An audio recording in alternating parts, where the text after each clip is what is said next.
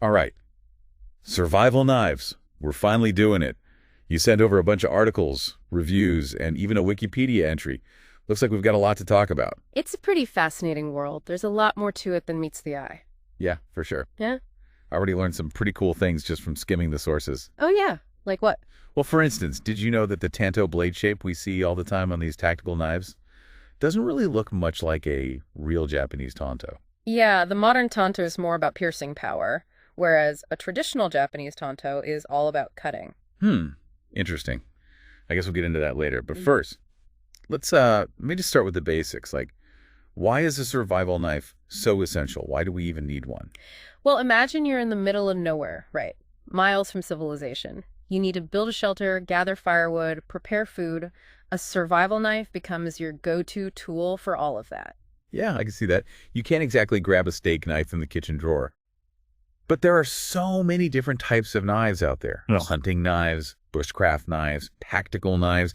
How do we even define what a survival knife is? True. There's a lot of overlap between those categories, but I think the defining feature of a survival knife is its versatility. It's like a jack of all trades. It's not specialized for one specific task.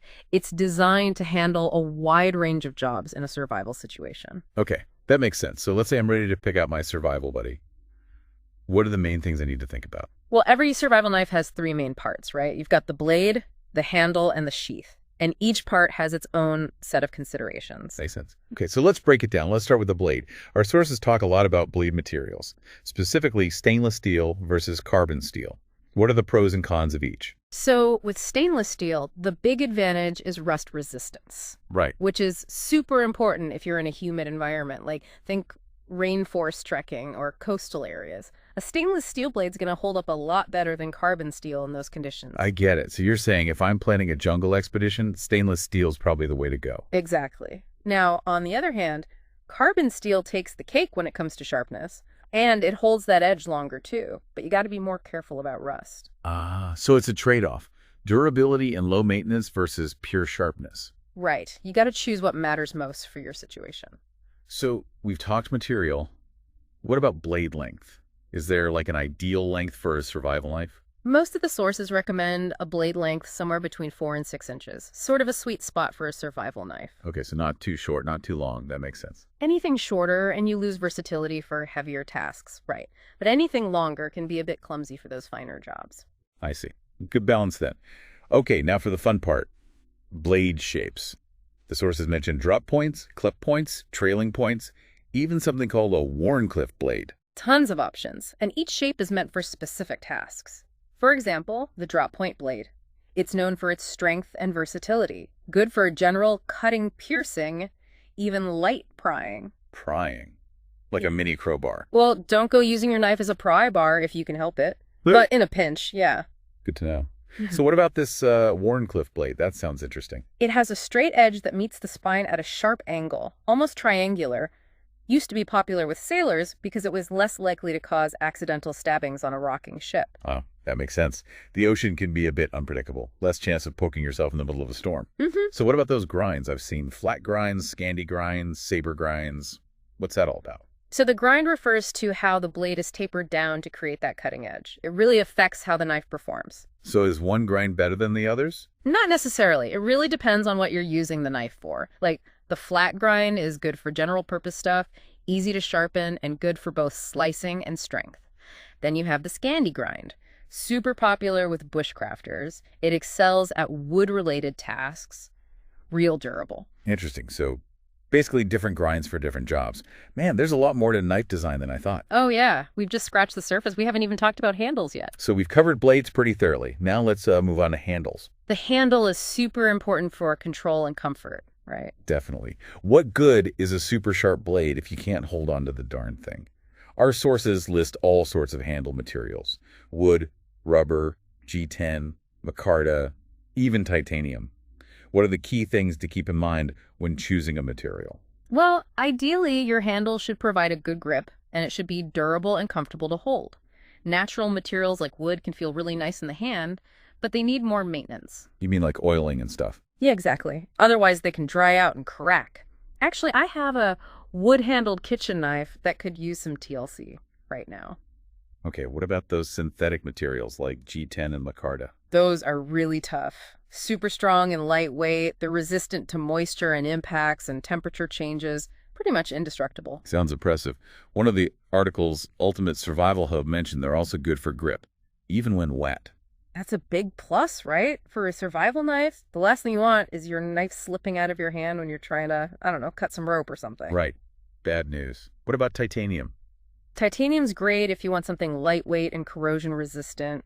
Can be a bit pricey, though. So titanium's like the premium option, like getting fancy carbon fiber on your sports car. Something like that. And then there's stainless steel for handles. Super durable, but it can get cold and slippery. Not the best for grip. Okay. So it seems like choosing a handle material really comes down to personal preference and what kind of environment you'll be using it in. Yeah, for sure. No one material is perfect for every situation. Now, there's another important aspect of the handle we need to talk about. The tang. The tang. Yeah, the tang is the part of the blade that extends down into the handle. It's like the backbone of the knife. So it's not just the blade attached to the handle. It's like an extension of the blade itself. Exactly. And there are different types of tangs. But for a survival knife, you generally want a full tang. That means the tang runs the entire length and width of the handle. It makes the knife super strong and less likely to break. That sounds like a good thing, especially if you're putting your knife through its paces out in the wild. Yeah, a full tang is definitely the way to go for a survival knife. Now, once you've got your blade and handle figured out, you need a good sheath to carry it in. Okay, sheaths. Yeah. Not just a place to store your knife. Right. A good sheath should protect the blade, keep it securely in place, and give you options for carrying it. Our sources mention leather sheaths and Kydex sheaths. What are the differences? Leather is a classic choice. It's durable and ages well, developing a nice patina over time. But it does need some maintenance to keep it from drying out. Ah, so kind of like those wood handles we talked about. Yeah, pretty much. Now, Kydex is a more modern material. It's super tough, lightweight, and completely waterproof. No maintenance required. Sounds convenient. What's that MOLLE compatibility I keep seeing mentioned? MOLLE stands for Modular Lightweight Load Carrying Equipment. It's a system of webbing and straps you see on tactical vests and backpacks. A MOLLE-compatible sheath lets you attach your knife to your gear. Ah, so if you're carrying a backpack or a tactical vest, you can just strap your knife right on there. Exactly. Makes it easy to access and keeps things organized. So we've covered blades, handles, and sheaths. We've learned a lot. Now I'm curious to hear about some specific survival knives. You know, the ones that really stand out from the crowd. Yeah, let's look at some real-world examples. Okay, so now I'm ready for some specifics. Hit me with some of those top-rated survival knives from our sources. All right. Well, it's interesting to see how different manufacturers prioritize certain features, to make knives for different situations. For instance, one of the articles, Ultimate Guide to the 11 Best Survival Knives, really loved the Gerber LMF-11 Infantry. Oh, yeah, I've heard of that one. It looks pretty hardcore. Very tactical. Exactly. Built tough for survival. It's got a partially serrated blade, a glass breaker, even a built-in seatbelt cutter in the sheath. Wow. That's a lot of features. But I did notice that the 6 Best Survival Knives article, it mentioned that the serrations might not be ideal for every task. Right, that's a good point. Serrations are great for sawing through tough stuff like rope or webbing, but they can make it trickier to do fine cutting or even sharpening the blade. So it's a trade-off then. Specialized features versus being good at everything. Exactly. Now, if you're looking for a real workhorse of a knife, Top Survival Knife Beatdown was a big fan of the Ka-Bar Becker BK7. BK7, yeah. Yeah. It's got that classic survival knife look, What makes it so special? Well, it's just a really solid, all-around design. 7-inch blade made of 1095 Crovan steel, tough, and holds an edge well, comfortable Grivery handle, and the sheath is MOLLE compatible, so you can attach it to your gear. Sounds like a dependable choice. And the 6 Best Survival Knives article also recommended the Easy Randall's Adventure, which seems to be in the same vein. Yeah, the Randall's Adventure is another great all-around survival knife. Full tang construction, versatile drop point blade, and a comfortable micarta handle. A really nice combination. Now, I noticed that the 6 Best Survival Knives article also mentioned the Fall-Niven A1XB. That one looks seriously high-end. Yeah, the A1XB is definitely a step up in terms of materials and craftsmanship. The blade is laminated cobalt steel, incredibly tough and corrosion resistant. Plus, it comes with a beautifully made leather sheath. So you're saying if money is no object and you want the best of the best? Pretty much. It's an investment piece, that's for sure.